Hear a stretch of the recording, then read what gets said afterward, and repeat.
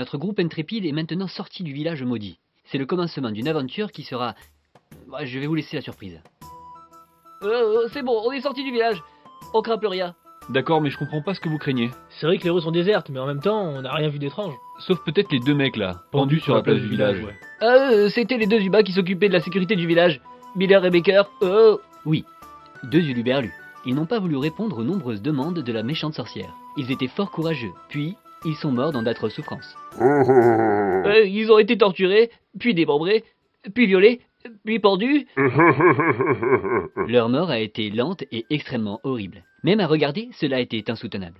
Une dure semaine pour eux. Bah pour nous, il est pas question de crever ici. Bon, on va la chercher cette méchante sorcière, oui ou non? Allons dans la forêt des Wapiti-Toudou. L'histoire dit qu'un druide et son elfe de maison y vivent depuis plus de 100 ans. Ils ont sûrement des informations à son sujet.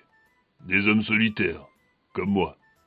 On y va ensemble? Ah bah voilà. Attends Rock, il y a sûrement un mais. Mais ça fait bien longtemps que personne ne les a trouvés. Bon, perdons pas de temps.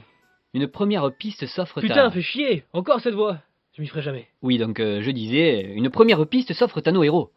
Et les voilà partis pour la forêt enchantée des Wapiti-Toudou. Oh, elle est vachement grande cette forêt. Vous savez, on peut les trouver? Dans la forêt. Ah bah heureusement que vous êtes là, vous.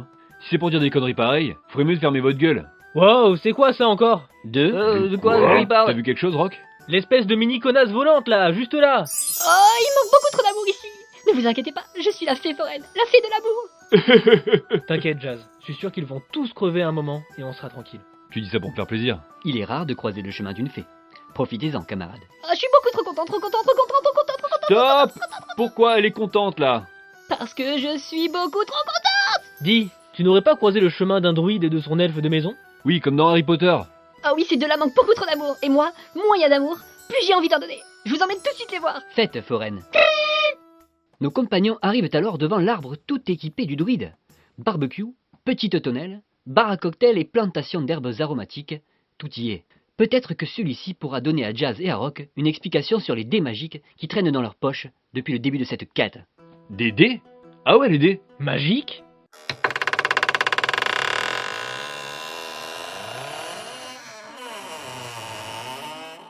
Y a quelqu'un? Ah, bonjour, druide. Bonjour, je suis le druide Biscouille, et voici mon elfe, Sève.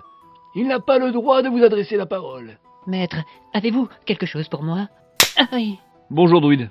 Nous sommes à la recherche de la méchante sorcière. Sortez de ma maison. Nous cherchons à l'arrêter. Il nous faut juste son adresse. Elle habite au 7.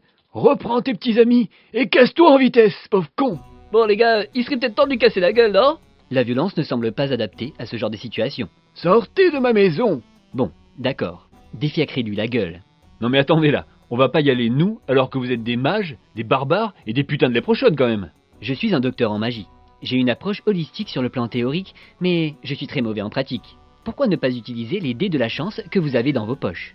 Mais ils ont quoi ces dés à la fin? Quand vous lancez ces dés en entreprenant une action, ceux-ci modifieront le caractère déterministe de l'univers en fonction du score obtenu. Plus précisément? Si vous faites un 20, c'est la réussite assurée. Si vous faites un 1, vous allez avoir des emmerdes. Ok, alors druide, vous allez nous dire où se trouve la méchante sorcière. 20. Oh, sapristi, non, c'est pas un 20, c'est un 1. Putain, mais c'est quoi ce lancer de merde, Jazz? Y a quelqu'un? Vous voulez du thé? Vous aimez le thé, hein? Maître, je voudrais bien du thé. La ferme, Sève. Aïe. Ce lancer n'était pas glorieux. Il paraît fort probable que le druide vienne d'oublier jusqu'à l'existence même de la méchante sorcière. Qui ça? Je vais aller vous faire du thé. Sortez de ma maison. Bravo. Et voilà, il a tout oublié. Maître, ils doivent sûrement parler de la méchante sorcière, dont l'adresse se trouve dans cette carte. Ça y est, j'ai la carte. Félicitations, mon gros bourrin. On sait maintenant où se rendre. J'ai hâte d'en finir avec toute cette merde.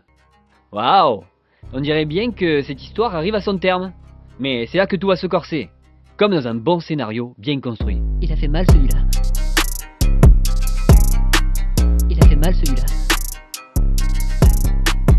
Il a fait mal celui-là. Il a fait mal celui-là.